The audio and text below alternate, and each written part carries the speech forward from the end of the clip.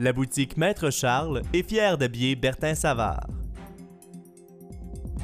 En manchette cette semaine, la ministre de la Condition féminine appuie un projet régional via le Fonds Canada 150. Grande participation à la Journée de l'emploi étudiant et saisonnier 2017. Et 2 employés d'Hydro-Québec reconnus pour leurs gestes héroïques.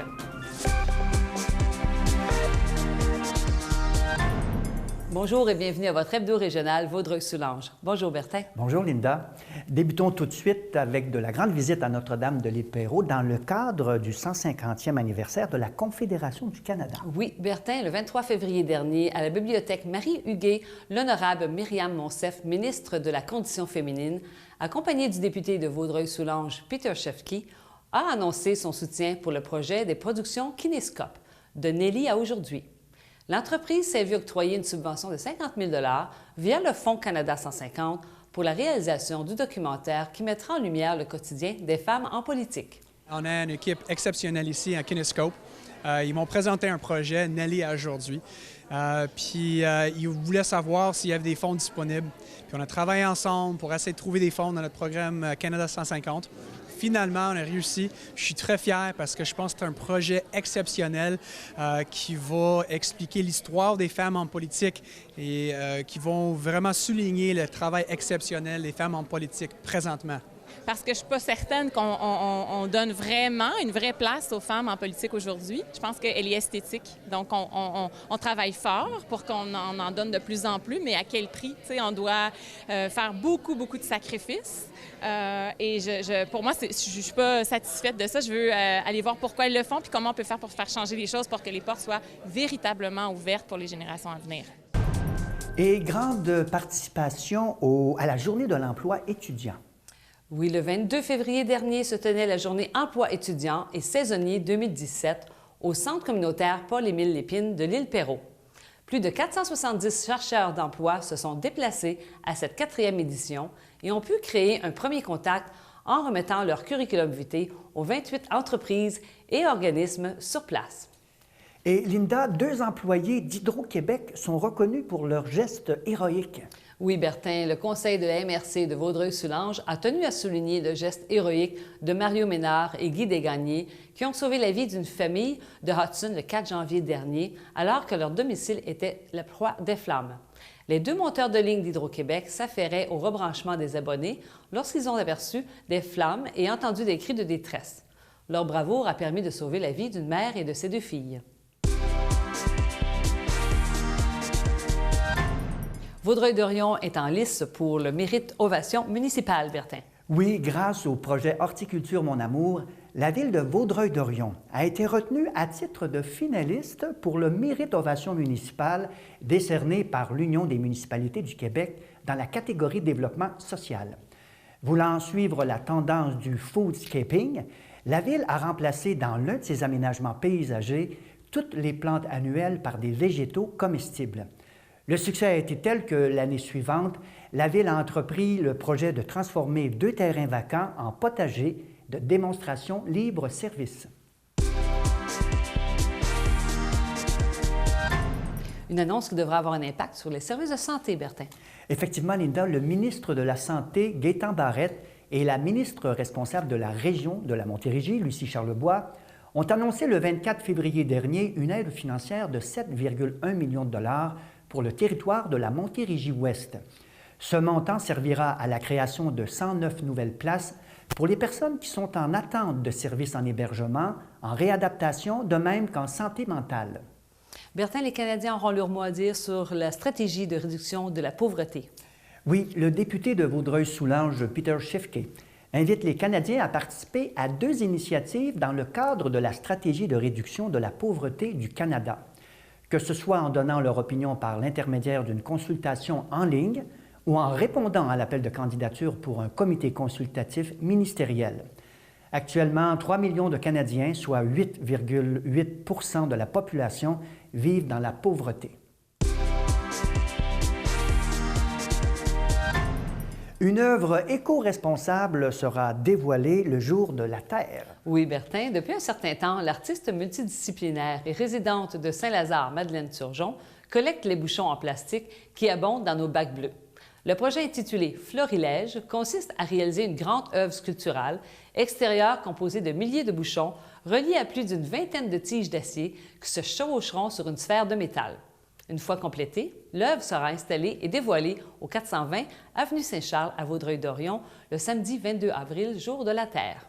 Et une autre collecte de bouchons dans la région, mais pour un projet culturel, et cette fois-ci pour un organisme voué à la santé mentale. Exactement. Dans le cadre d'une médiation culturelle avec l'artiste John McRae, l'organisme Arc-en-Ciel et la ville de Vaudreuil-Dorion sollicitent l'aide du public pour ramasser un grand nombre de bouchons d'ici le début avril.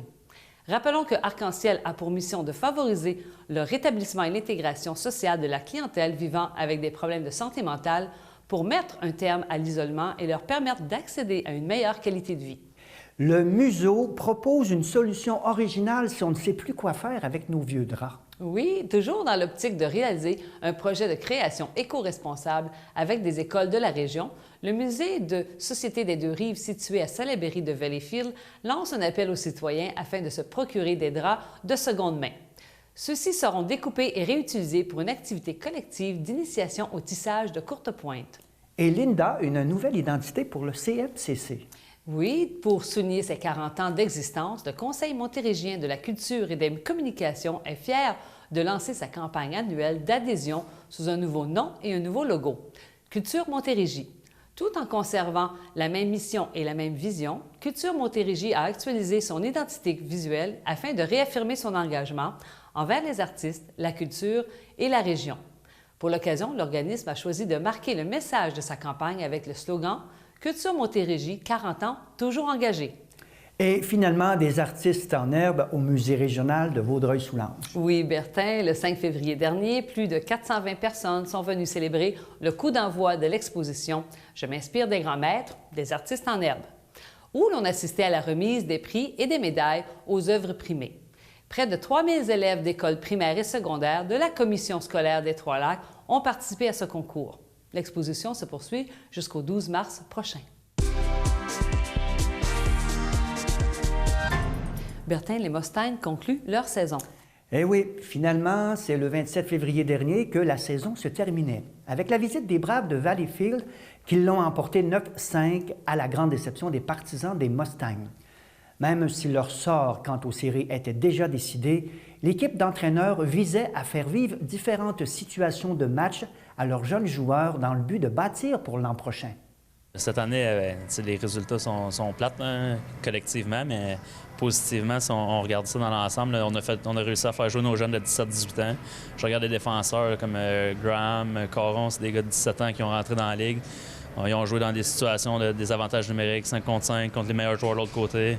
Sinon, notre capitaine de 18 ans, Perrault, Monette, Greer, beaucoup de joueurs, j'en passe, mais beaucoup de joueurs qui ont joué beaucoup de situations que l'an prochain, ils vont être moins surpris de les vivre, ça va être du déjà-vu pour eux. Donc, on ne repartira pas à zéro pour l'an prochain. En espérant que tout le monde revient, il peut arriver bien des affaires dans la ligue, mais si ces joueurs-là reviennent, je m'attends à une belle année l'an prochain. Les petites annonces communautaires sont une présentation de la Corporation de développement communautaire de Vaudreuil-Soulanges. Belle participation au brunch de la Maison de la famille Vaudreuil-Soulanges, Bertin. Oui, c'est le 12 février dernier, fin de semaine de la Saint-Valentin, au restaurant Pacini-Vaudreuil que se tenait la 2e édition du brunch en famille pour l'amour.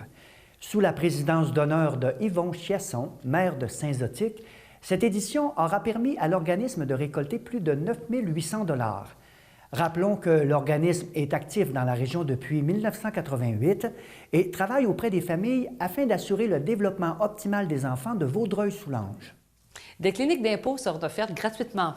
Oui, encore cette année, pour la période des impôts, le Centre d'action bénévole L'Actuel a mobilisé une équipe de bénévoles pour compléter les déclarations d'impôts 2016 des citoyens éligibles à ce service.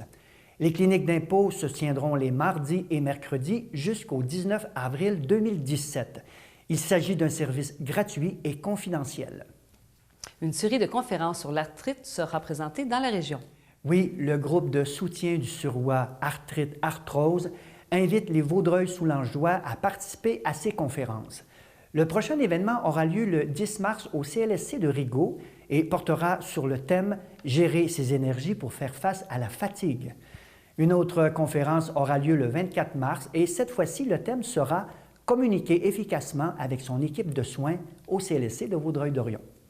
Moisson Sud-Ouest dévoile la date de sa traditionnelle journée spaghetti.